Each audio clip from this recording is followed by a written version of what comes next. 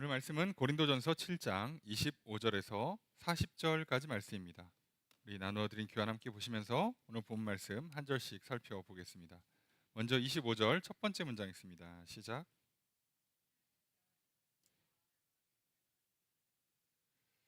자, 문장의 주어수로가 어떻게 될까요?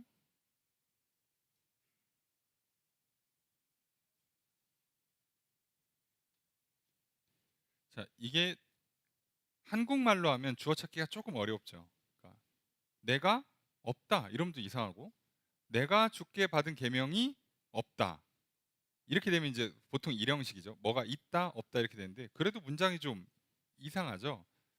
바울이 이렇게까지 글을 이렇게 그 애매하게 쓰는 스타일이 아니에요. 그래서 원문을 보면 나는이 주어가 되고요. 나는 주님께서 처녀들에 대하여 하신 명령을 갖고 있지 않다, 소유하고 있지 않답니다. 그러니까 나는 예수님이 처녀들에게 주신 명령을 갖고 있지 않다. 나는 그 명령을 소유하지 않았다. 그러니까 명령이 모른다는 거예요. 자, 이걸 밝히고 시작합니다. 왜요? 예수님이 이 땅에 오셔서 결혼 문제를 말씀을 하셨는데, 재혼도 어느 정도 얘기를 하셨는데, 그러니까 처녀가 우리로 얘기하면 처녀 총각이 결혼하는 문제에 대해서는 다루질 않아요. 왜요? 기본적으로 그냥 한다고 생각을 하니까. 자, 여기서 바울이 밝히는 겁니다. 주님이 처녀들에 대해서 하신 명령을 나는 갖고 있지 않아. 나는 들은 바가 없어. 이 뜻입니다. 그래서 한국 말로만 하면 내가 주께 받은 계명이 없다가 되는데, 원문으로 가면 나는 갖고 있지 않다예요. 뭐를? 주님께서 처녀에 대하여 하신 명령을 갖고 있지 않다. 그러니까 바울은 그 원문을 보면 문장 구조가 굉장히 정확합니다. 주어와 서술어와 목적어가 명확하게 나와요. 바울이 쓴 글은 이게 굉장히 깔끔합니다. 그래서 원문을 보면 훨씬 더 정확한데, 이제 아시는 것처럼 이게 이제 라틴어 거쳐서 영어 거쳐서 중국어 거쳐서 한국어로 들어오다 보니까 당연히 이제 조금 한국 스타일로 의역이 되는 거죠. 그래서 문장을 읽을 때 뭔가 번역이 좀 잘 안 되신다 그러면 항상 제가 뭐라고 말씀드리죠? 새 번역을 참고하는 게 추천드리고, 새 번역 성경을 봐도 좀 애매하다 그러면 이제 영어 성경을 보시는 걸 추천드려요. 그래도 읽으실 수 있는 분들은. 예, 그게 제일 좋습니다. 그렇게 해야 문장이 정확해져요. 25절의 두 번째 문장 있습니다. 시작.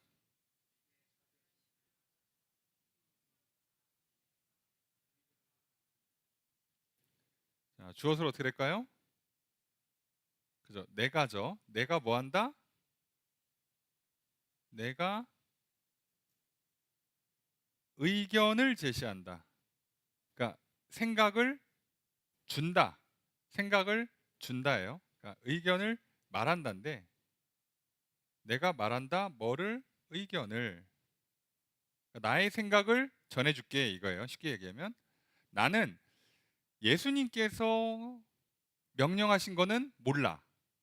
그래서 내 생각을 말해줄게라고 하는 겁니다. 이렇게 하면 내용이 간단하죠. 지금 이 처녀의 결혼의 문제는 바울의 생각이라는 걸 밝히는 거예요. 성경에 공식적으로 처녀 총각의 결혼 문제를 다루진 않습니다. 아예 안 다뤄요. 안 다루니까, 자, 지금 이 질문에 대해서 바울이 자기 의견이라고 얘기하는 겁니다. 이거 예수님의 말씀이라고 하면 큰일 나니까. 자, 그러면 우린 여기서 한 가지 질문을 하나 하고 시작해야 돼요. 예수님도 질문조차 안 하고 대답도 없는 당연하다고 생각하는 내용이잖아요. 처녀 총각은 만나서 결혼해서 가정을 꾸리는 거. 당연하다고 생각하는 이 내용이 왜 고린도 교회 성도들은 바울한테 질문을 했냐는 거죠. 그렇잖아요. 질문할 필요도 없고 대답할 필요도 없을 만큼 당연하게 받아들이던 내용이었는데, 왜 고린도 교회 성도들은 바울한테 질문하냐 이거예요. 예수님 돌아가신 지 지금 뭐 한 20년? 30년이 채 안 됐는데 뭐 그 사이에 대단한 무슨 변화가 있었다고 그러냐? 자, 세상이 변한 게 아니고요. 이들이 지금 이 질문하는 가장 큰 이유 중에 하나는 임박한 종말론 때문이에요. 주님 곧 오신다.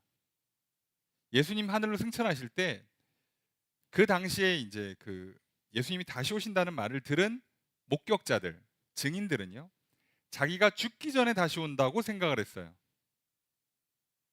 그러니까 내가 죽기 전에 온다라고 했을 때 뭐 죽음을 코앞에 둔 사람들 기준으로 말고 보통의 사람들 기준으로 하면 한 세대 안에 다시 오신다라고 생각한 거예요. 30년에서 40년 안에는 예수님이 다시 오실 거다라고 생각을 했어요. 근데 지금 시점이 얼마쯤 갔어요? 거의 30년 다 돼갑니다. 자, 그러니까 어? 오실 때가 됐는데? 고린도 교회 성도들 중에 영지주의가 있다고 그랬잖아요. 뭘 자꾸 어디서 뭘 봐. 무슨 예언의 은사가 있대. 뭐 성령의 감동을 받았대. 그래서 뭐라고 얘기냐면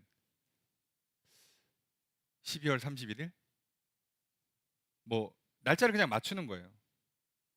그래서 저희도 몇 번 경험했잖아요. 1999년 12월 31일.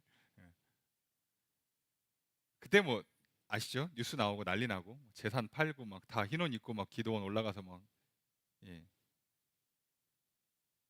그럴 정도로 그런 거에 심취한 사람들이 있어요. 근데 고린도 교회 안에도 그런 사람들이 있었던 겁니다. 그리고 그런 사람들은 언제나 있어요. 그래서 우리가 알고 있어야 됩니다. 항상 있다라고. 어쩌다 미친 사람이 등장하는 게 아니고요. 늘 있어요, 늘. 그런 부류의 사람들이. 그래서 정신을 차려야 돼요. 자, 그런 사람들이 뭐라고 자꾸 부추기냐면 주님 곧 오셔. 곧 오시는데 결혼을 해야 된다, 안 해야 된다라고 의견이 갈리는 거예요. 교회 안에 이 문제 때문에 말싸움이 자꾸 생기는 거죠. 의견 충돌이, 다툼이 납니다. 바울한테 물어본 거예요. 그 당신은 그래도 뭐 사도들이랑 교제도 하고 제대로 배웠고 뭐 체험도 있으시니까 당신이 좀 이 문제에 답을 달라. 그러니까 예수님 곧 오신다는데 결혼을 해요 말아요 이렇게 한 거죠. 그러니까 바울이 뭐라고요? 나도 이 결혼 문제에 대해서 젊은 처녀 총각들의 결혼 문제에 대해서 예수님이 직접 얘기한 거 몰라. 그리고 말한 적도 없는 것 같고 내가 의견을 얘기할게. 내 의견이에요. 자, 그 의견이 뭐냐? 26절입니다. 함께 읽습니다. 시작.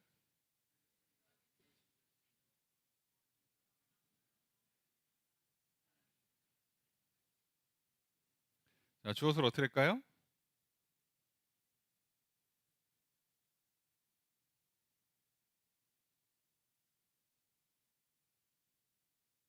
자, 한국말로 하면 이것이 좋다가 되죠. 그죠? 한국말로 이것이 좋다. 여러분이 눈치가 있으면 바울이 글을 이렇게 쓸 리가 없겠죠. 예. 이게 좋아. 바울이 글을 이렇게 쓸 리는 없어요. 예. 이렇게 안 씁니다, 당연히. 음. 그래서 바울은 주어 수어가 굉장히 명확한 사람이에요. 이걸 고등교육을 받은 사람이기 때문에 글을 절대 그렇게 안 씁니다. 그러니까 바울의 글에서 주어 수어가 빠지는 경우는 없어요. 그냥 그렇게 이해하시면 돼요. 주어를 못 찾겠다, 헷갈린다 이런 글은 없어요. 바울이 쓴 글 중에서는. 그렇다면 바울이 뭐라고 얘기냐? 나는입니다. 주어는 그죠? 나는 이렇게 생각한다예요. 그래서 직역을 하면 나는 이것이 좋다고 생각한다예요. 나는 이것이 좋다고 생각한다. 그 이것은 뭐냐? 임박한 환란으로 말미암아 사람이 그냥 지내는 것. 나는 이게 좋다고 생각한다예요. 그래서 강조하려고 임박한 환란으로 말미암아 사람이 그냥 지내는 것. 이것이 나는 좋다고 생각한다. 이렇게 얘기한 겁니다. 직역이 이렇습니다. 그러니까 바울은요 뭐라고요? 그대로 있는 게 좋다. 그러니까 결혼한 사람은 그냥 계속 결혼, 이혼도 하지 말고, 사별한 사람은 재혼하지 말고, 처녀 총각은 결혼하지 말고요. 자, 왜?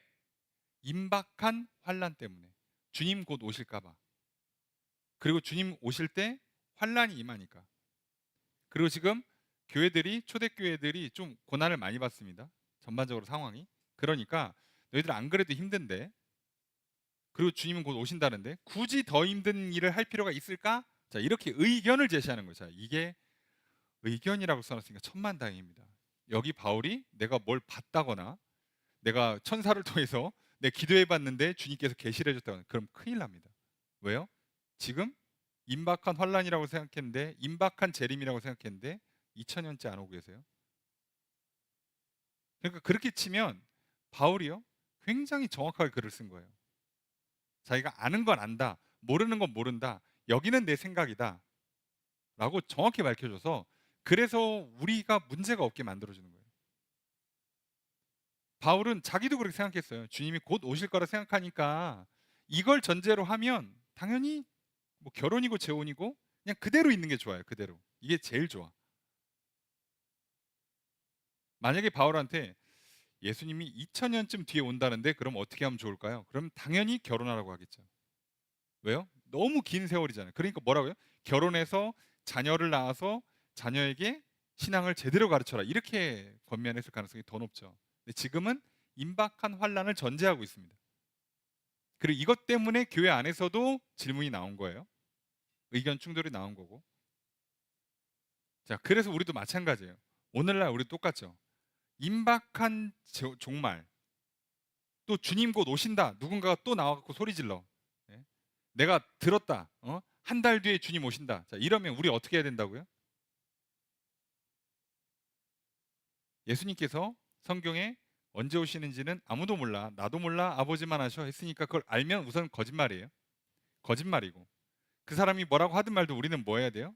우리의 기본 자세는 현 상태를 유지하는 걸 기본 전제로 하고 그 다음에 시작하는 겁니다. 자, 왜 현 상태를 유지하는 걸 전제로 하고 시작하는지를 바울이 가르쳐 줘요. 왜?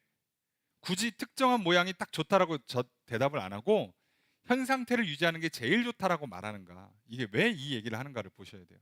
그리고 이건 오늘 우리에게도 똑같습니다. 만약 갑자기 막 대지진이 나요. 여러분 만약에 운석 충돌 난다고 해보세요. 과학자들이 계산해 보니까 1년 뒤에 충돌 나는데 그럼 다 죽는데 지구에. 여러분 어떻게 하실래요? 결혼을 할까요? 자, 이참에 빨리 이혼하고 뭐 내 삶을 한 1년이라도 살아볼까요? 이혼한 사람들, 사별한 사람들을 빨리 재혼할까요? 어떻게 하는 게 좋을까요? 자, 이 상황이 됐을 때 성경은 뭐라고 가르친다고요? 기본적으로는 지금 상태를 유지하는 걸 전제로 합니다. 이게 제일 좋아요. 여기서부터 시작하는 겁니다. 특정이 뭐가 좋다가 아니라 지금 이 상태가 제일 좋아요. 여기서 쌓아 올리라고요.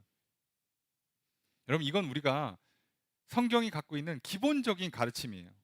우리는 항상 특정 모양이 좋다라고 생각하고 그걸 추구하는 경향이 있어요. 근데 하나님 항상 뭐라고 그러냐면 지금 모습 그대로 좋다고 하십니다. 괜찮대요. 문제가 없다는 겁니다. 우린 착각하잖아요. 애들은 빨리 어른이 되고 싶어요. 그러고 어른은 옛날로 돌아가고 싶다 그러고. 예. 결혼 안 한 사람들은 빨리 결혼하고 싶다 그러고, 결혼한 사람들은 하지 마, 하지 마 그러고. 누구 말이 맞냐 이거죠. 누구 말이. 예. 누구 말도 맞지가 않아요. 왜요? 거기에 진리가 있는 게 아니라서 그렇습니다. 오늘 본문도 그 얘기를 해요. 그거 아니야. 결혼, 재혼, 이혼, 거기에 특정 어떤 행동 양식에 답이 있는 게 아니야. 그대로 있는 게 좋아. 지금 상태가 나쁜 게 아니라고 전제하는 거예요. 우리는 지금 상태가 불안전하다라고 생각하는 게 경향이 있습니다. 그래서 불안을 느껴요. 내가 불안전하니까. 조금 더 안정적인 상태가 되고 싶어 해요. 불안전하니까. 근데 바울은 뭐라고요? 지금 상태로 불안전하지 않다요. 지금이 좋다고 얘기합니다. 지금이 좋다. 놀랍지 않습니까? 지금이 좋다. 괜찮다는 거예요. 괜찮다. 여러분 그러니까 지금의 내 모습이 문제가 없어요. 솔로는 솔로대로, 결혼한 사람 결혼한 사람대로, 사별한 사람 사별한 사람대로 아무 문제가 없다고. 놀랍게도 거기에서 문제가 발생하는 게 아니에요, 여러분. 자, 반대로 조금 더 이제 뒤에 나오겠습니다만 한번 접근해 볼까요? 요즘 같은 시대에 자, 스마트폰이든 뭐 자동차든 뭐 내 집이든 아파트가 됐든 뭐가 됐든 그거를 갖는 게 좋냐 안 갖는 게 좋냐? 나는 아, 디지털 시대에 그런 좀 이렇게 디톡스, 뭐 디지털 디톡스 같은 거 하고 그러면서 좀 살 거야. 그러면서 막 투지폰 쓰고 막 산에 들어가 살고, 그게 좋은 거냐? 그렇게 얘기하는 게 아니에요. 왜요? 여기 자체에 좋다 나쁘다가 없어요. 놀랍게도. 우리가 이게 더 좋다라고 하는 순간 문제가 생기는 거예요. 우리끼리 맨날 싸우는 거예요. 그 내연기관이 좋냐, 전기차가 좋냐, 삼성이 좋냐, LG전자가 좋냐, 뭐 삼성 핸드폰이 좋냐, 아이폰이 좋냐, 그리고 맨날 싸우는 거라고 우리끼리. 근데 정답은 뭐라고요? 그냥 지금 있는 게 좋고요. 나한테 맞는 게 좋아요. 성경은 그 가르침을 벗어나지 않습니다. 그냥 있는 게 좋다라고 얘기하는데 첫 번째 이유는 임박한 환란 때문이에요. 주님 곧 오실 수 있기 때문에. 왜냐하면 그 세대 사람들은 자기 죽기 전에 온다고 생각을 하는 경향이 강했어요. 다시 온다라고 하면 그렇게 알아듣는 거예요. 오해죠, 사실은. 언제 올지 모른다고 그랬잖아요, 예수님이. 그죠? 예수님은 언제 올지 모른다고 얘기했어요, 분명히. 근데 들은 사람들이 뭐라고요? 나 죽기 전에 온다고 들어요. 자, 이게 문제라고. 여기서 오해가 생겨요. 근데 그 오해를 하는 게 되게 잘못된 거냐? 아니요. 그럼 그 오해 때문에 바울이 잘못된 왜곡된 삶을 살았냐? 아니라니까요. 생각보다 문제가 없습니다. 문제가 되지 않아요. 여러분, 누구는요 전쟁 날까봐 막 이렇게 전쟁 날 것 같아라는 생각을 갖고 사는 사람이 있어요, 대한민국에서. 누구는 안 나, 절대 안 나. 그러고 사는 사람이 있어요. 놀랍게도 둘 다 문제가 되지 않습니다. 그걸로 문제가 되지 않는다고. 날지도 모르니까 관심 갖고 대비하고 그런다고 해서 이 사람 일상이 지장받는 게 아니거든요. 그것 자체가 무조건 어떤 태도가 좋다, 이거는 안 된다, 이렇게 편을 가르는 게 더 문제가 돼요. 그래서 우리가 이걸 잘 분별해야 됩니다. 왜 그냥 있어도 좋으냐라고 얘기했는가? 27절의 첫 번째 문장 있습니다. 시작.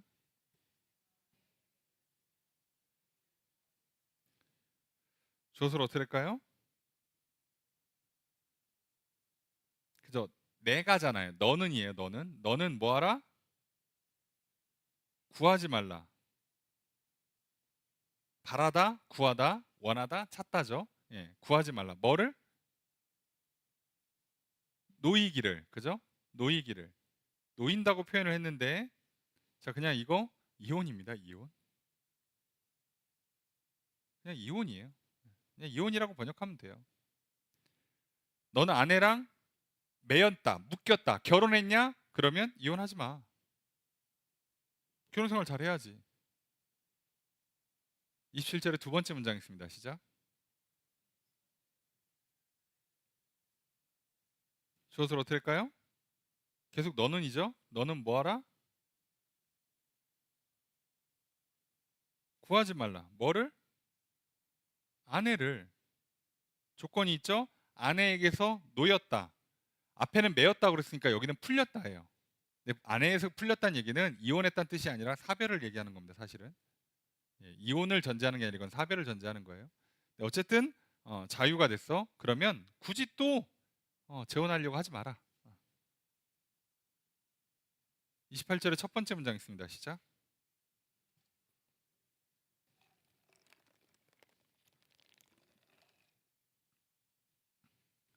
주어를 어떻게 할까요? 죄 짓는 것이 아니다입니다.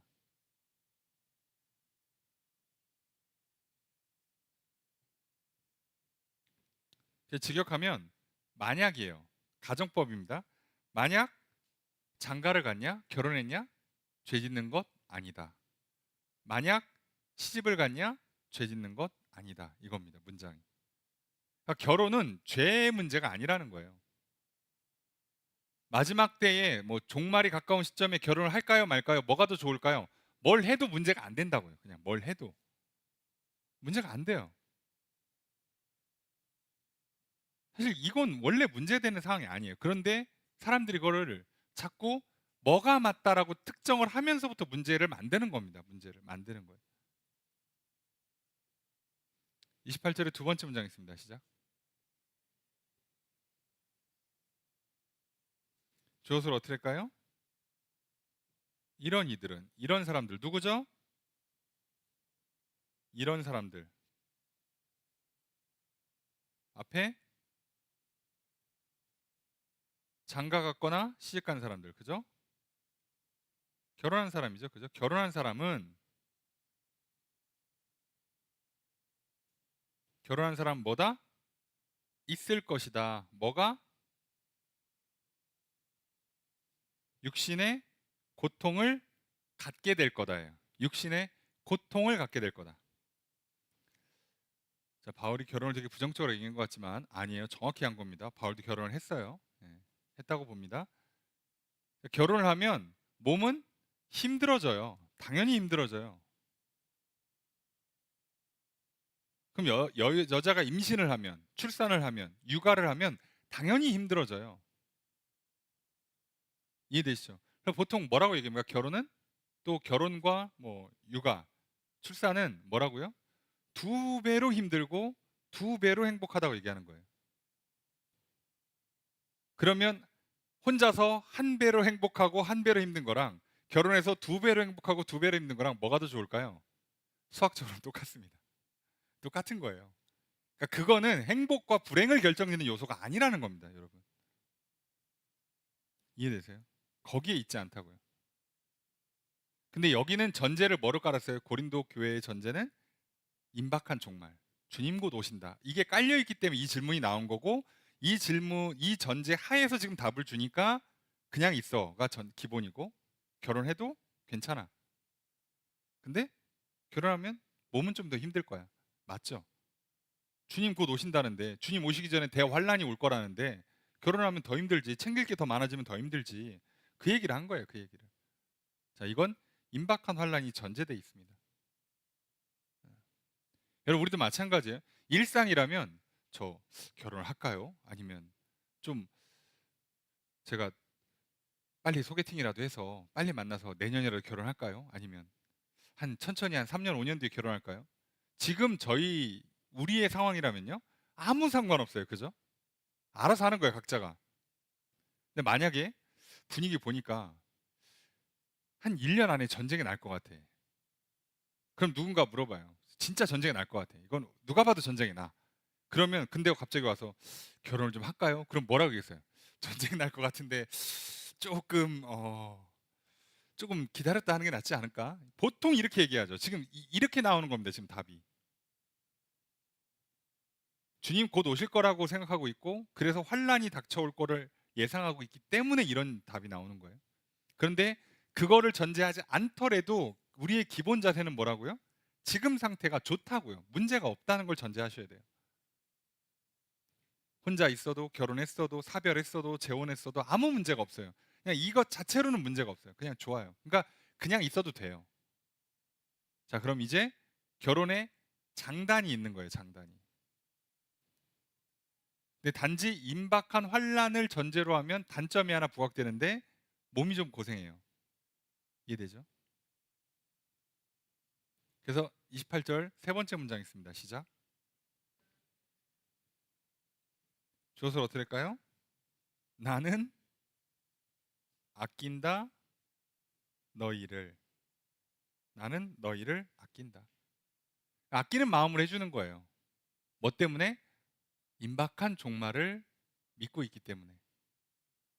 아, 예수님이 모른다고 얘기했는데 자기 죽기 전에 한 세대 가기 전에 온다고 자꾸 생각을 하니까 이런 질문과 이런 대답이 나오는 겁니다. 그런데 그럼에도 불구하고 기본 원리는 뭐라고요? 지금 상태 그대로 괜찮다예요. 이걸 전제 하에 시작해야 돼요. 왜 그 얘기를 하느냐? 그게 이제 29절부터 나오는 겁니다. 왜 기본 상태 그대로가 문제가 없다고 자꾸 얘기를 하냐? 29절 첫 번째 문장 있습니다. 시작. 주어를 어떻게 할까요? 내가 말한다예요. 말한다 이것을. 직역하면 이렇습니다. 내가 이것을 말한다 하고 이제 말하는 내용이 뒤에 나와요. 뭐라고 말하냐? 29절 두 번째 문장부터 31절 첫 번째 문장까지 내용을 얘기한 겁니다. 함께 읽습니다. 시작. 내가 단축하여 증거로 이후부터는 안에 있는 자들은 없는 자 같이 하며 오는 자들은 울지 않은 자 같이 하며 기쁜 자들은 기쁘지 않은 자 같이 하며 애매하는 자들은 없는 자 같이 하며 세상 물건을 쓰는 자들은 다 쓰지 못하는 자 같이 하라. 자, 그래서 바울이 뭐라고 얘기하냐? 이렇게 해라라고 명령문을 던져요. 연속적으로 계속 얘기하죠. 근데 이렇게 권면하는 전제가 하나 있어요. 뭐라고요? 그때가 단축되었다예요. 그때가 단축되었다. 그러니까 당연히 종말의 때가 정해져 있으면 시간이 흐를수록 점점 종말이 가까워지는 거죠. 시간이 흘러가면 자동으로 가까워지잖아요. 그러니까 하루하루 흘러갈 때마다 우리는 종말을 향해 가고 있어요. 이렇게 가까워지니까 결국 우리는 종말을 맞이할 건데, 끝이라는 게 있는 건데, 이 세상은 뭐 개인적인 죽음뿐만 아니라 세상의 끝이라는 게 있을 텐데, 그렇다면 어떻게 살라고 권면하냐? 결혼 문제를 떠나서 어떻게 살라고 하는 거냐? 자, 안에 있는 자들, 결혼한 자들은 뭐 하래요? 없는 사람처럼 하래요. 우는 사람은 어떻게 하래요? 울지 않는 사람처럼 하래요. 기쁜 사람은 기쁘지 않은 사람처럼 하고, 매매하는 사람, 물건을 산 사람은 그 물건이 없는 것처럼 하고, 물건을 쓰는 사람은 다 못 쓸 것처럼 하라는 겁니다. 자, 이거 뭐죠? 세상을 이렇게 관조하며 살라고 하는 걸까요? 아닙니다. 기독교는 그걸 가르치지 않아요. 세상을 떠나서 한 걸음 멀어져서 그렇게 살아가라고 하냐? 그것도 아니죠. 바울이 말하고 싶은 건 뭘까요? 또는 그러면 그런 척, 기뻐도 좀 참고, 슬퍼도 좀 참고, 그렇게 하라는 거냐? 아니요. 늘 뭐를 전제하고 있는 거예요? 늘 주님 다시 오신다는 걸 전제하는 거예요. 그리고 종말이 되면 무슨 현상이 일어나요? 자, 이 세상의 것들은 뒤에 나오죠? 지나갑니다. 자, 그것까지 한 번에 같이 볼게요. 31절 두 번째 문장 있습니다. 시작. 주어서로 어떻게 될까요? 이 세상의 외형은 뭐한다? 지나간다요. 어디서 많이 들은 것 같죠? 이 또한 지나가리라. 예, 지나갑니다. 지나간다, 사라진다요. 자, 왜 이렇게 살라고 얘기하냐? 주님은 곧 오실 거고, 오시면 어떤 현상이 있냐? 다 사라져요. 근데 이 세상의 것들이 사라지는데 거기에 뭐가 포함돼요? 결혼도 포함되고, 거기에 물건도 포함돼요. 의식주도 다 포함됩니다. 다 사라져요. 자, 그러니까 어떻게 살라는 거예요? 사라질 거니까 여기에 얽매이지 말란 얘기라는 겁니다. 여기에 매몰되지 말란 얘기라는 거예요. 집 없어요. 서럽지. 내 집 이 땅에 내 집 한 평, 내 집 한 채 없고 서럽죠. 근데 뭐라고요?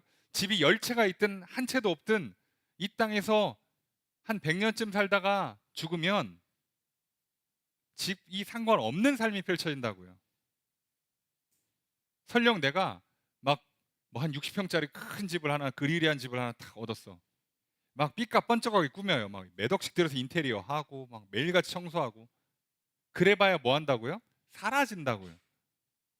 그렇게 하지 말라는 거예요. 사라진다고. 다 지나가는 것들이에요. 그러니까 뭐라고요? 결혼을 해도 사실 이 땅에서예요. 눈물 흘려도 잠깐뿐이에요. 웃어도 그때뿐이라고. 그러니까 여기에 매몰되지 말라고요. 그러니까 이 세상에서 만들어진 어떤 생활에 필요한 어떤 사회적인 제도 또는 물건 또는 감정, 이런 거에 얽매이지 말라고, 매몰되지 말라고. 여러분, 우리가 슬픈 일이 참 많아요. 인생 살다 보면. 근데 그 슬픔에 매몰될 필요까지는 없잖아요. 왜요? 지나갈 건데. 기쁜 일이 있어요. 뭐 기분 좋고 막 자랑하고 그럴 필요도 없어요. 지나가요. 시간 지나면 아무것도 아니에요. 아우, 새 차 뽑았어. 뭐 핸드폰 새로 샀어. 새 집을 샀어. 예. 그날부터 이제 중고입니다. 여러분, 여기 있는 것처럼, 자, 없는 것처럼 해라, 다 못 쓰는 것처럼 해라. 무슨 얘기예요? 저도 그랬지만 새 차 사잖아요. 새 차 사면 새 차를 진짜 많이 해요. 틈만 나면 닦아요. 장담컨대요. 한 1년, 2년, 3년만 지나잖아요. 그러면 새 차에 미치는 사람들이 있거든요. 간혹 그런 분들 제외하고 전부 다 세차 안 하고요. 광택 같은 소리 안에 그냥 귀찮으면 그냥 자동 세차 넣어요. 뭐 기스가 나든 말든 광이 죽든 말든. 예. 무슨 생각이 드는 거예요? 한 3년 지나면 팔아야지. 바꿀 생각을 하지. 이걸 그 광택을 유지해서 내가 이걸 천년 만년 타겠다는 사람이 어디 있냐고. 세차에 미쳐 있거나 뭐 골동품을 수집하는 특별한 경우 아니면 대부분의 사람들은요. 이거 몇 년 타다가 바꿀 거예요. 갑오로 물려줍니까? 이거는 한 2000년 탈 수 있는 자동차야. 내 자녀의 손자의 손자의 손자까지 물려줘야지. 그렇지 않아요. 10년만 타도 오래 타는 거예요. 그러니까 거의 매몰릴 필요가 없다는 거예요. 여러분, 우리 새 옷 딱 사보세요. 그럼 막 먼지 하나 묻을까봐, 특히 새 신발 사봐. 그럼 뭐 하나 튈까봐 막, 그죠? 네, 한 달만 지나보세요. 그러고 다닙니까? 어이, 그런가 보다 하고 넘어가지, 그때부터. 핸드폰 새로 사보세요. 막 처음에는 막 애지중지하죠. 근데 한 번, 두 번, 한 세 번쯤 떨어뜨리고 나면 이제부터 무슨 생각이 돼요? 이제 다음 모델로 바꿀 생각을 하기 시작하죠. 바꿀 때가 됐다. 바꿔야겠다. 아니, 아무리 좋은 핸드폰이어도요, 내가 이거를 30년 써야지, 이거 너무 마음에 든다, 이런 사람 한 명도 없습니다. 그죠? 그러니까 뭘 그렇게 애지중지하냐 이거예요. 잘 쓰고 말으라고, 잘 쓰고 말으라고. 거기에 얽매이지 말라는 거야, 얽매이지. 너희들이 삶을 사는 기본 자세를 말하는 거야. 지금 그대로 괜찮고, 그리고 세상의 것에 얽매이지 말라고. 대단한 거 아니라고. 그거 별거 아니라고. 요즘 사람들 외형에 얼마나 예민합니까? 그죠? 주름 하나만 생겨봐 막 눈물 나죠. 예. 막 점 빼고 막 주름 피고 난리가 나죠. 예. 근데 성경에 가르치면 뭐라고요? 지나가. 별짓 다 해도 못 막아 세월. 적당히 하란 얘기예요. 예. 잘 쓰고 말란 얘기예요. 잘 쓰고 말라고. 좀 얼굴을 밖에 많이 내비쳐야 되는 사람들은 좀 관리하고, 그런 거 필요 없는 사람들은 그냥 뭐 기초 화장만 하거나 선크림만 바르고, 그 정도면 충분하다는 겁니다. 지나가는 것들이에요. 지나가는 것들. 자, 그 얘기를 하는 겁니다. 이게 기본이에요. 우리가 이 땅을 살아가는 기본 자세. 자, 그 기본 자세를 갖고 뭐를 기억해야 되냐? 32절의 첫 번째 문장 있습니다. 시작. 주어서 어떻게 될까요? 그죠? 이게 나는이 빠졌죠. 나는 뭐 한다? 바울은 원한다요. 뭐를? 너희가 염려 없는 것을 나는 원한다요. 요거 통으로 너희가 염려 없기를 내가 원한다. 자, 왜 이 말을 썼냐를 잘 보셔야 돼요. 지금 앞에 있는 것들, 결혼이 됐든 이혼이 됐든 재혼이 됐든 뭐 세상에서 매매를 하든 물건을 사든 등등, 이런 것들, 이런 것들이 다 지나가는 거야. 이거 너무 중요하게 생각하지 말라는 거예요. 왜 그러냐? 그것 때문에 염려가 생겨요. 나는 너희가 염려 없기를, 근심하지 않기를, 직역하면 나는 너희가 평안하기를 원한다. 평안하기를. 왜 바울이 성도들이 평안하기를 원했냐? 이것 때문이에요. 32절 읽습니다. 시작.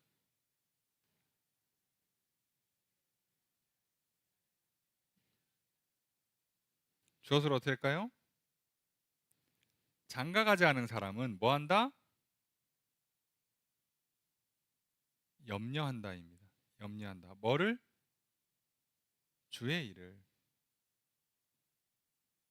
세상에 걱정 근심할 게 아니라, 결혼 안 한 사람들은 주의 일을 염려해요. 어떻게 하면 주님이 기뻐하실까? 자, 이러고 사니까 주님 곧 오실 거고, 이 땅은 어차피 지나가는 건데 여기에 매이지 말고 주님이 뭘 기뻐하시는가, 자, 이걸 집중할 수 있다는 거예요.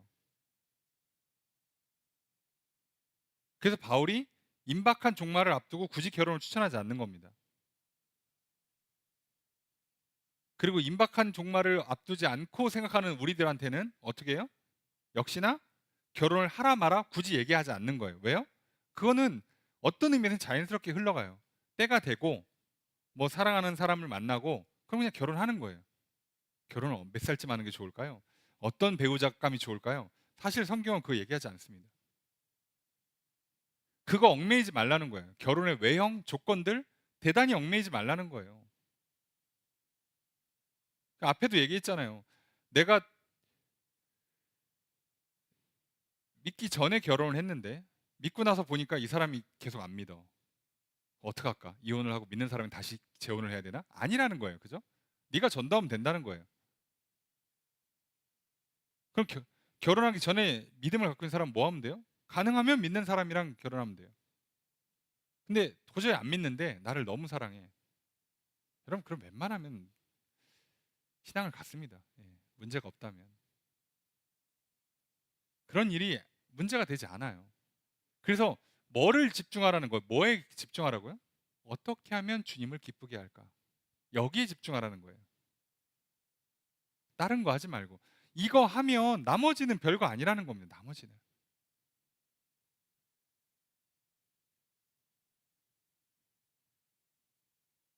아, 나는 꼭 저 모양을 갖춰야 돼. 나는 딱 저 정도 수준의 삶을 살아야 돼. 그러니까 인생이 피곤한 거예요. 근데 놀랍게도 내가 원했던 그 위치, 그 삶의 모양이라는 건 시간이 지나면 사라져요, 그냥. 없어진다고.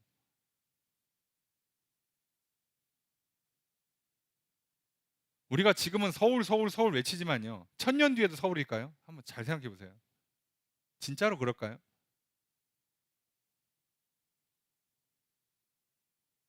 1000년 전에 잘 나갔던 경주 지금 그렇게까지 봐줘요? 아니요.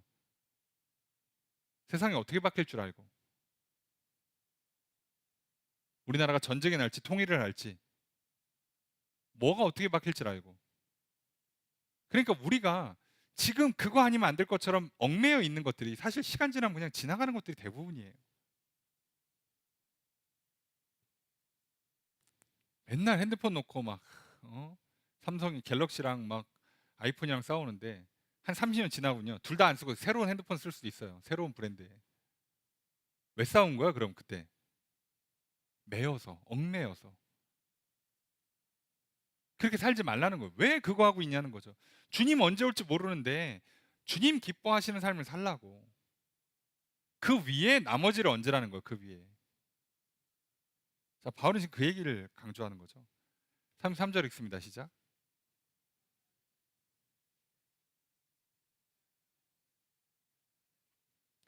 주어서 어떻게 될까요? 그죠? 장가간 자는 뭐 한다? 염려한다. 뭐를? 세상 일을. 결혼한 사람은 세상 일을 염려해요. 뭐라고? 어떻게 하면 아내를 기쁘게 할까?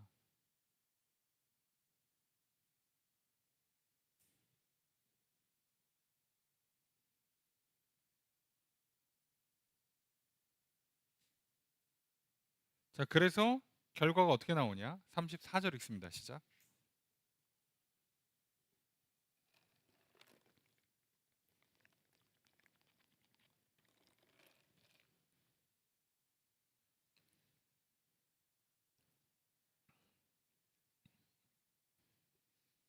주어서 어떻게 될까요? 마음이 갈라졌다예요. 마음이 갈라졌다. 자, 한국식 번역이고요. 원문은 그들은 나누어졌다 이렇게 번역합니다. 나뉘어졌다. 그들은 나뉘어졌다. 어떻게 나뉘어요? 두 그룹으로. 시집가지 않은 자와 처녀. 결혼 안 한 사람이죠. 결혼 안 한 사람은 주의 일을 염려해서 몸과 영을 거룩하게 하고 시집간 사람은 세상 일을 염려해서 남편을 기쁘게 할까 하고.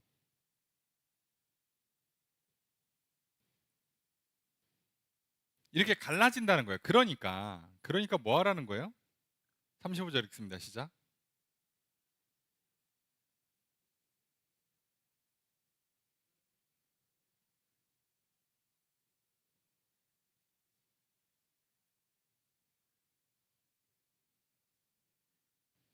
주어서 어떻게 할까요? 내가 말한다예요. 그죠? 말한다. 이것을. 자, 이유 너희의 유익을 위해서. 너희에게 올무를 놓으려는 건 아니다. 너희가 이치에 합당하게 하고 흐트러짐이 없이 주를 섬기게 하려고. 자, 이렇게 했어요.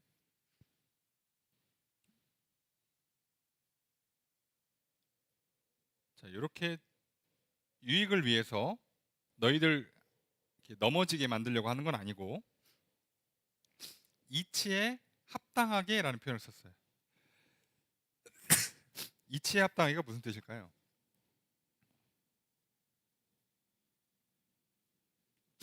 이치에 합당하게.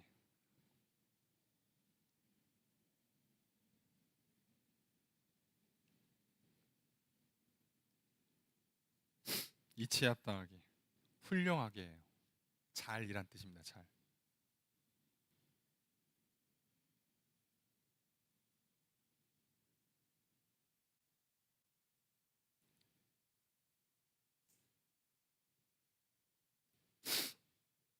훌륭하게 해내라는 거예요. 훌륭하게. 뭐를 훌륭하게 하냐? 흐트러짐 없이 주를 섬기게. 자, 흐트러짐 없이가 뭘까요? 직역한 단어의 뜻은 아무 방해를 받지 않는다는 뜻이에요. 아무 방해 없이 주를 섬기려고. 요 단어가 누가복음에 써 있습니다. 어디에 써 있냐? 누가복음 10장 마리아 마르다 이야기에 써 있습니다. 눈치채셨어요? 그때 마르다가 뭐라고요? 마르다가 준비하는 일이 많아 마음이 분주한지라가 요 흐트러짐 없이란 뜻이에요. 예수님 오시니까 밥도 하고 뭐 반찬도 하고 뭐 후식도 준비하거나 정신이 없어. 근데 마리아는 앉아갖고 말씀 듣고 있어. 마르다가 예수님 동생 좀 오라고 좀 하시죠. 그래서 예수님 뭐라고요? 나 밥 먹으러 온 거 아니니까 한 가지면 충분하다. 그냥 대충 우리로 치면 대충 빵 하나 뭐 김밥 하나 시켜 먹으면 되니까 너도 앉아서 차라리 말씀을 들어. 이거예요. 자, 우리가 너무 많은 일을 벌려놓으면 정신이 없어요. 그러다 보면 자연스럽게 뭐에 집중을 못해요?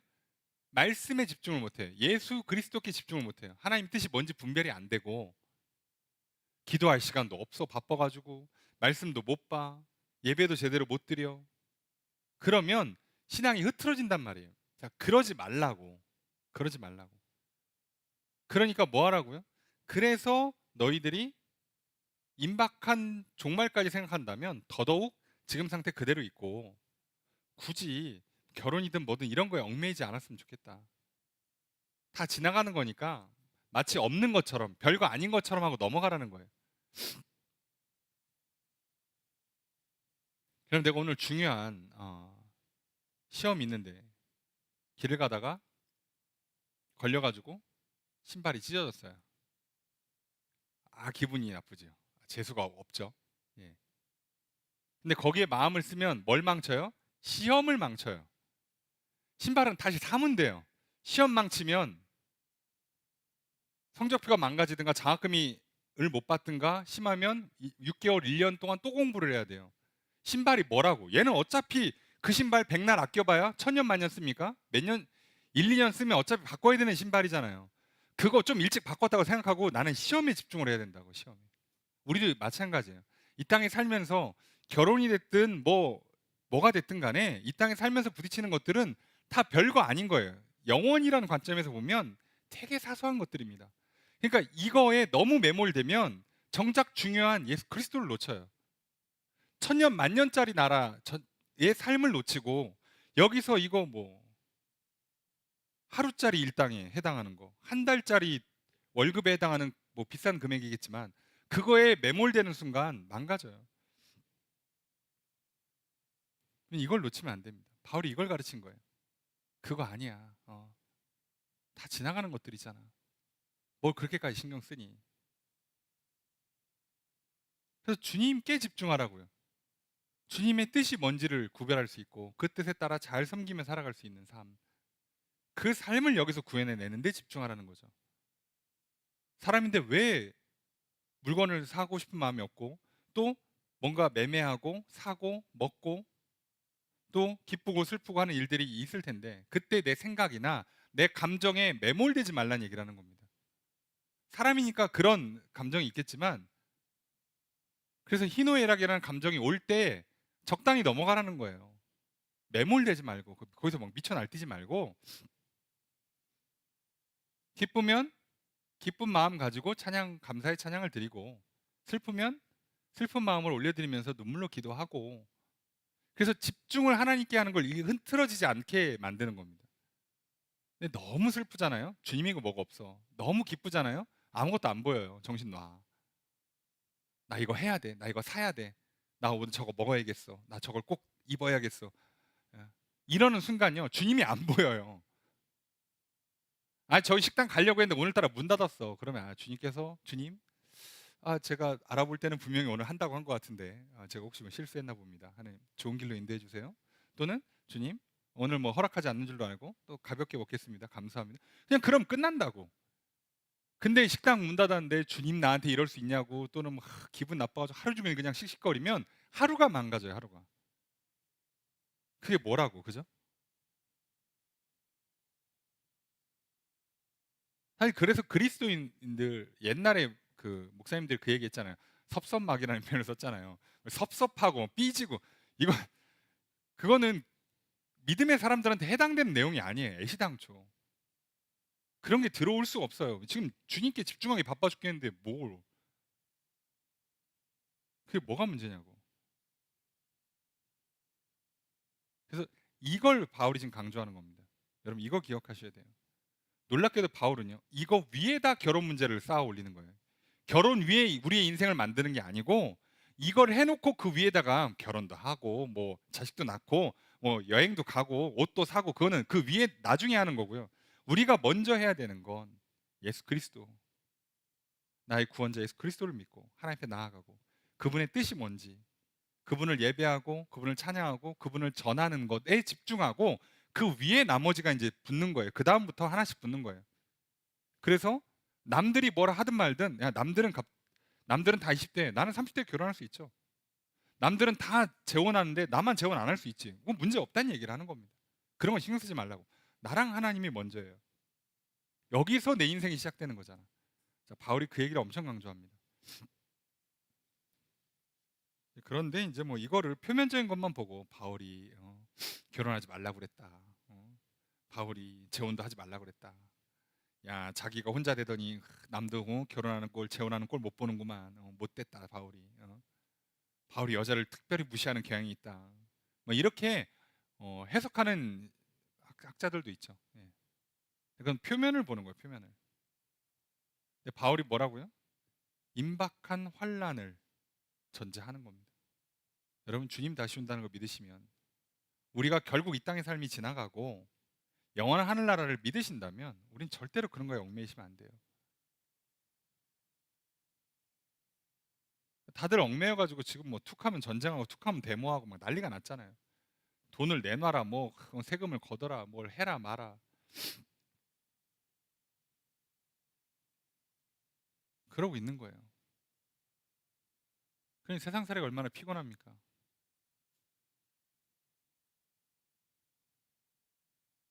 참 이게 안타깝지만 그래요. 그래서 바울이 주는 권면은 그겁니다. 너희들 인생살이의 핵심은 그게 아니야라고 가르쳐 주는 거죠.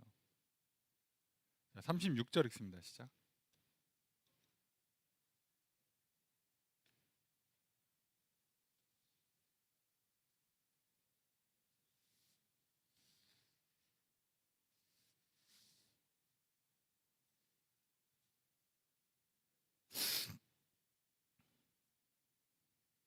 자, 문제가 엄청 복잡하지만 주어가 어떻게 될까요?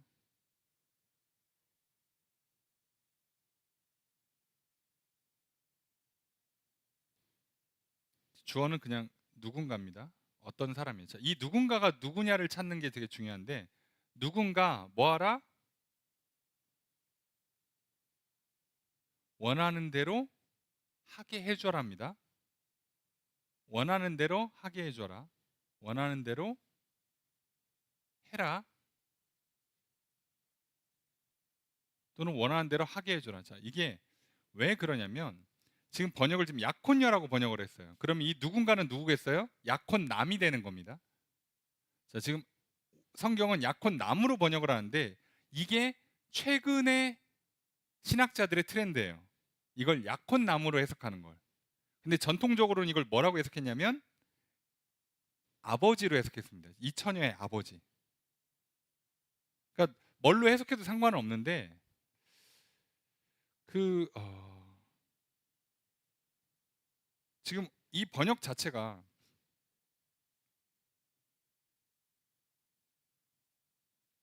뭘로 해도 말이 되거든요. 이거를 자기 딸로 봐도 되고 약혼녀로 봐도 되는데 우리는 지금 그게 중요한 게 아니라 둘 경우 다 지금 뭐라고 바울이 얘기해 주냐를 봅시다. 아버지가 지금 딸의 결혼 문제를 놓고 하는 경우인지 아니면 남자가 약혼녀를 놓고 하는 경우인지. 자 그래서 자 약혼녀에 대한 행동이 합당하지 못하다. 이게 무슨 얘기냐면 계속 이렇게 시간을 끊으면 안 좋다라고 생각을 하는 거예요. 그래서 혼기가 지났어. 나이는 찼어. 그리고 그같이 할 필요가 있어. 자, 결혼시킬 필요가 있어. 그러면 시키라는 거예요. 하라는 겁니다. 결혼하는 게 죄가 아니야. 그러니까 결혼해라. 이렇게 결혼하라고 해버리는 거예요.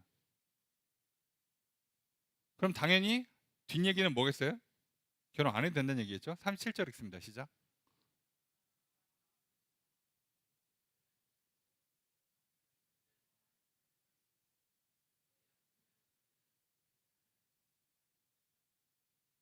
자, 그가, 자, 이제 이게 아버지가 됐든 약혼남이 됐든 뭐라고 생각했냐? 마음을 정했어. 결정했어. 뭐 부득이한 일이 뭐냐면 필연적이란 뜻이에요. 꼭 그렇게 해야만 되는 것도 없어. 지금 보니까 꼭 그렇게 해야 되는 게 아니야. 그리고 자기 뜻대로 해도 돼. 그래서 그대로 두겠다. 결혼 안 하겠다는 얘기죠. 그래도 괜찮다는 거예요. 뭐 하라는 거야? 그러니까 하라는 거야, 말라는 거야? 알아서 하라는 얘기입니다. 상관없다는 얘기를 하는 거예요. 상관없다. 상관없어요. 여러분, 상관없으니까 어떻게 하면 돼요?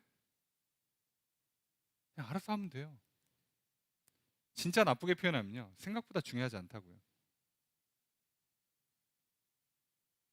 이해되십니까? 결혼을 언제 하느냐가 중요한 게 아니에요. 사실은 결혼을 하느냐 마느냐 또는 결혼 언제 하느냐가 중요한 게 아니라 사실은 제일 중요한 건 결혼을 누구랑 하느냐예요. 이해되시죠? 결혼은 그게 제일 중요해요. 사랑하는 사람, 신뢰를 갖고 있는 그 사랑하는 사람과 결혼하는 거, 그게 끝이에요. 그리고 믿음의 사람이면 제일 좋고 안 믿으면 전도하면 되고, 이게 끝입니다. 이게 해야 되냐 말아야 되냐, 언제 해야 되는 거냐, 어떻게 해야 되는 건 알아서 하래요. 알아서. 예. 요즘 트렌드라면 스몰 웨딩을 할까요? 아니면 전통적인 웨딩을 할까요? 알아서 하세요. 당신들 편한 대로 하시라고. 상황에 맞춰서 그냥 집안 사정에 맞춰서 알아서 하시라고. 올해 할까요? 내년에 할까요? 아니면 내후년에 할까요? 알아서 하세요. 그냥 본인들 편한 때. 아무 상관없으니까. 문제가 될까 봐 불안하십니까? 가장 좋은 때가 있다고 생각하세요? 그런 거 없어요. 성경은 단 한 번도 그걸 얘기한 적이 없습니다. 이때가 제일 좋다. 그런 거 없어요. 여러분, 이거 얘기하던 시절은요, 결혼 10대 후반 20대 초반에도 결혼하던 시절이에요. 지금은 20대만 해도 엄청 빨리 하는 거죠. 30대 다 넘기죠. 저희 때만 해도 30대 넘기면 뭔가 좀 문제가 있는 듯한, 죄를 짓는 듯한 분위기가 되기 시작해요. 그렇잖아요. 예. 제가 결혼할 때만 해도요, 저기 혼전 임신은 야, 죽을 죄를 짓는 거예요. 예. 진짜 못된 놈들인 거예요. 요즘은요, 훌륭합니다. 진짜 너무 박수를 받아, 칭찬을 받아요. 오히려 잘했다. 요즘 같은데 많이 나야 된다고. 뭐가 맞냐고요? 맞기는 그런 거 없어요. 그냥 알아서 하는 거야. 알아서. 그게 중요하지 않다고. 서로 사랑하냐가 중요한 거예요. 예. 그리스도를 믿는 믿음 위에 가정이 세워지냐가 중요한 거라고.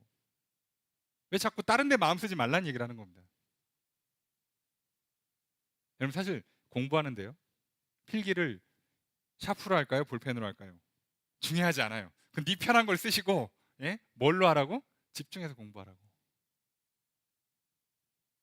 그게 중요한 거잖아요. 공부는. 필기가 뭐냐는 취향 따라 하라고. 그냥. 예.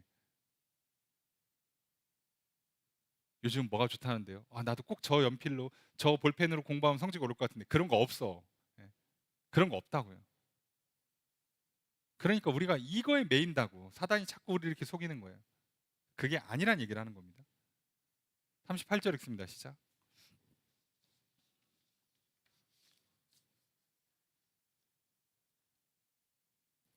주어서 어찌될까요? 결혼한 사람은 잘했다, 훌륭하다입니다. 결혼하지 않은 사람은 더 훌륭하다. 자, 이 평가는 뭐라고요? 임박한 환란을 전제하는 겁니다. 자, 내년에 전쟁 나요. 뭐라고요? 내년에 전쟁 난다 그러면 결혼해도 되는데 결혼해도 돼. 안 해? 미뤘어? 잘했어. 이렇게 얘기하는 겁니다. 지금 임박한 환란을 전제하고 있어요. 근데 오늘같이 소위 전쟁을 크게 염려하지 않는 평안한 시대에는요, 뭐 하면 돼요? 뭐가 더 좋다도 없어요. 그냥 알아서 하는 겁니다. 내가 아무 필기거나 다 할 수 있어. 뭐 진짜 극도로 가난해서 뭐 샤프펜 하나, 볼펜 하나 사는 게 힘들면 뭐 문제가 될 수 있겠지만 그게 아니야. 내가 문구점 가서 어지간한 샤프나 어지간한 볼펜 다 살 수 있어요. 그럼 뭘로 사야 될까요? 아무거나 사도 됩니다. 국산으로 샀어? 잘했어. 필기는 일제가 좋잖아요. 일제 샀어? 더 잘했어. 샤프로 해? 잘했어. 볼펜으로 해? 더 잘했어. 뭐 그냥 알아서 하는 거예요. 문제가 되지 않습니다.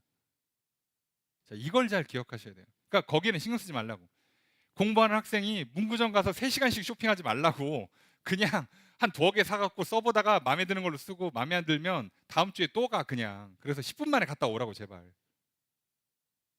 문구점을 뭐 3시간씩 가냐고. 아니, 공부할 시간에 왜 그거 하냐고. 그거는 10분 만에 끝내고 쉬는 시간에 갔다 오고, 그리고 뭐 하라고요? 공부를 하라고. 필기구잖아 지금. 네? 학생이잖아요. 그 얘기를 하는 겁니다. 자, 오늘 우리가 그 본질에 집중하는 거. 근데 그리스도인이 본질이 뭐겠어요? 예수 그리스도입니다. 자, 지금 고린도 교회가 분열이 났던 이유도 뭐라고요? 교회의 기반은 예수 그리스도시고 성령의 능력으로 세우는 곳이에요. 근데 사람들이 뭘 한 거예요? 자기의 힘과 지혜로 해보려고 했다고. 그러니까 문제가 되는 거라고. 교회의 본질이 예수 그리스도고 교회를 세우는 능력이 성령님인데 왜 자꾸 딴 걸 하냐고. 그러니까 문제가 터지죠. 마찬가지예요. 결혼이 됐든 인생에 관한 모든 문제는 그리스도가 기반이에요. 하나님의 뜻, 하나님의 은혜가 그 전제되어 있는 거예요. 이걸 벗어나니까 자꾸 문제가 생기는 거라고. 그러니까 이걸 먼저 하고 나머지는 그냥 뭐 알아서 하시는 거예요. 성격대로, 취향대로, 예, 뭐 좋아하시는 대로 알아서 하세요. 39절 첫 번째 문장 있습니다. 시작. 주어를 어떻게 할까요? 아내는 매여 있다. 묶였다는 거죠. 남편이 살아있을 때는 묶여 있어요. 뭘 못합니다. 39절 두 번째 문장 있습니다. 시작.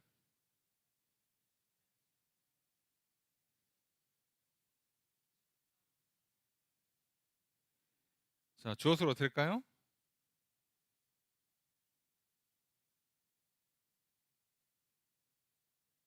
자, 주어는 계속 아내는이에요. 아내는 뭐하다? 만약 남편이 죽는다면 뭐 할 수 있다? 아내는 시집 갈 수 있다예요. 시집 갈 수 있다. 아내가 만약에 남편이 죽어서 자유롭게 되면 자기가 원하는 자기 뜻대로 자기 원하는 사람과 결혼할 수 있어요. 그런데 뭐라고요? 뒤에 뭘 붙였어요? 주 안에서라고 붙여놓습니다.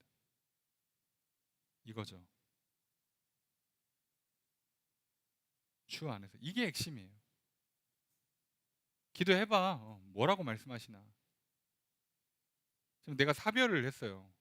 남편이 먼저 떠났어. 하나님께서 왜 나에게 이런 슬픔을 또 이런 삶을 허락하시는가 좀 물어보고, 이런저런 이유가 있어서 내가 남편을 먼저 데려갔으니 너는 또 이 땅에서 살려면 혼자 살면 힘들고 또 성적인 문제도 생길 수 있으니 야 너는 결혼하는 게 좋겠다. 그럼 결혼하면 돼요. 잘한 거예요. 하나님께서 너는 이제 뭐 결혼도 해봤고 자녀도 낳고 뭐 이제 있으니 내가 이제 시키는 거에 집중해라. 이제 남은 생을 내가 부르는 대로 따라와라. 그러면 이제 재혼 안 하고 그냥 계속 소위 과부의 상태로 지내면서 주님이랑 동행하는 삶을 살면 돼요. 뭘 해도 된다고. 그래서 주 안에서라는 전제가 붙는 거예요. 재혼을 할까요, 말까요? 아, 자녀가 몇 명인지, 자녀가 어린지, 경제 상황이 어떤지 그런 걸 따지라는 게 아니라 주님의 뜻이 뭔지를 따져보라고. 주 안에서 결정하라고.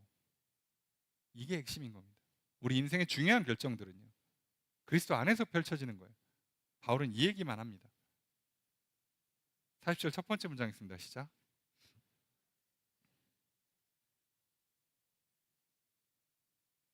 주어를 어떻게 할까요?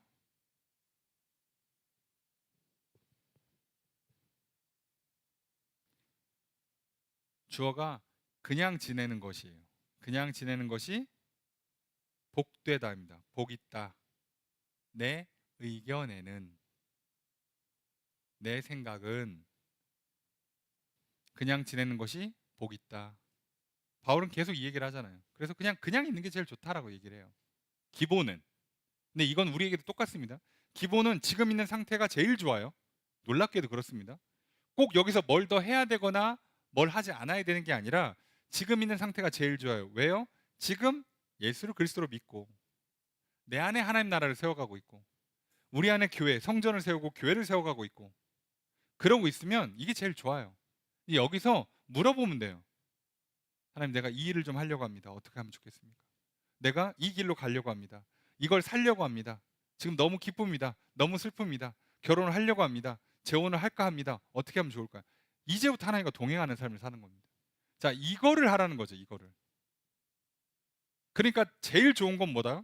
그대로 있는 게 제일 좋아요. 놀랍게도 문제가 없습니다. 여러분, 자꾸 내 상황에 뭔가 결핍이 있다고 생각하지 마세요. 어려서 뭐 애정 결핍이 있네, 뭐 교육을 잘 못 받았네, 뭐가 무슨 상처가 있고 트라우마가 있네. 자꾸 그 얘기 하지 마세요.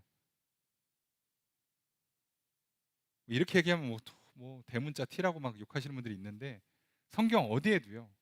과거의 상처가 하나님을 예수를 그리스도로 믿는데 하나님의 백성이 되는데 뭐 영향을 준다는 얘기를 한마디도 안 씁니다.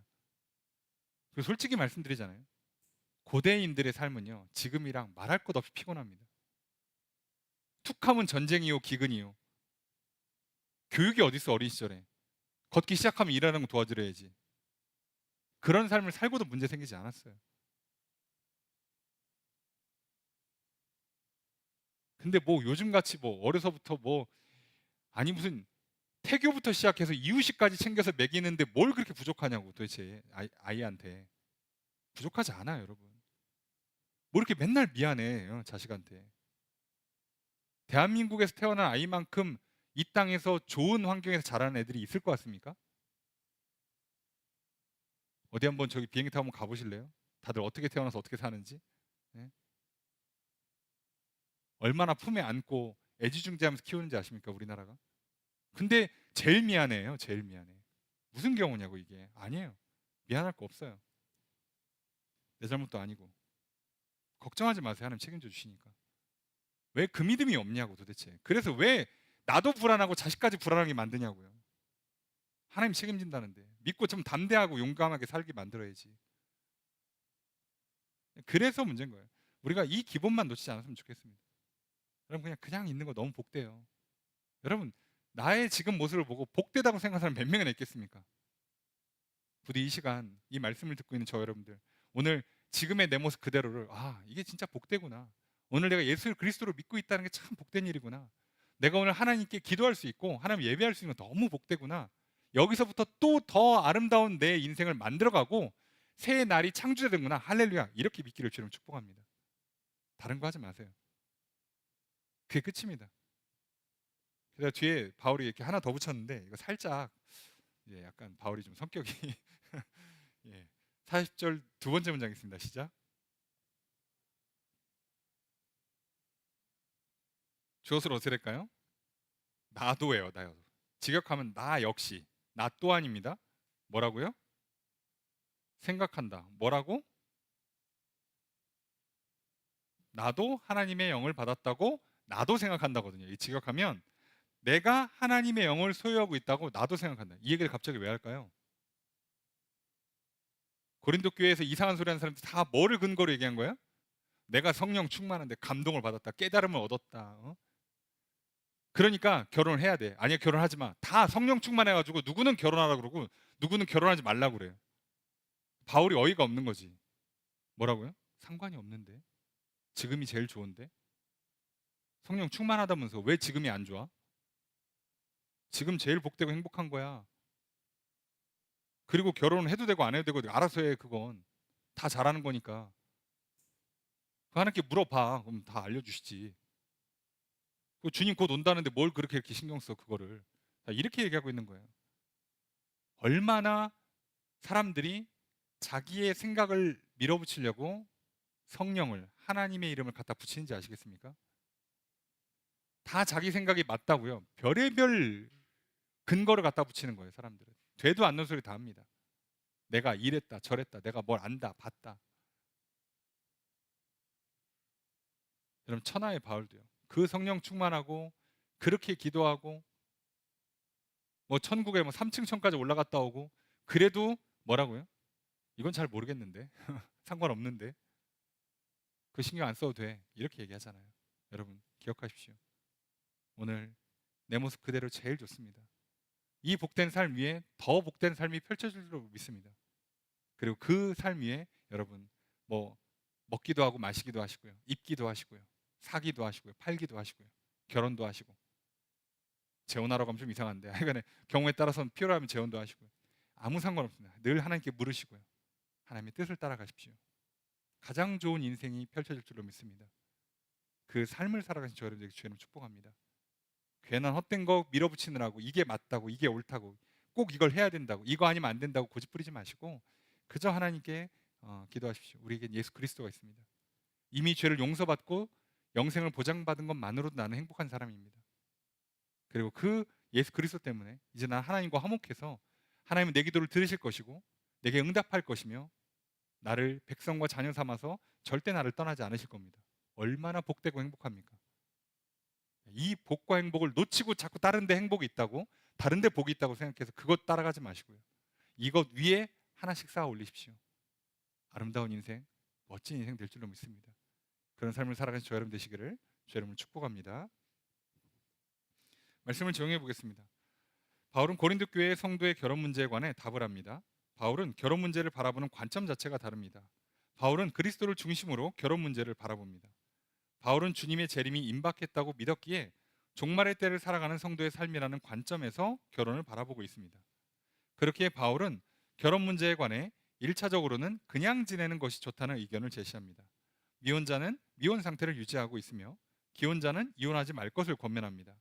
바울이 이렇게 권면하는 이유는 결혼한 사람은 육신의 고난이 있을 수밖에 없고 종말의 때에 결혼을 포함한 세상의 모든 것들이 사라질 것이며 결혼과 현세적인 문제들에 얽매여서 다시 오실 주님을 잊어버리거나 무관심하게 될 수 있기 때문입니다.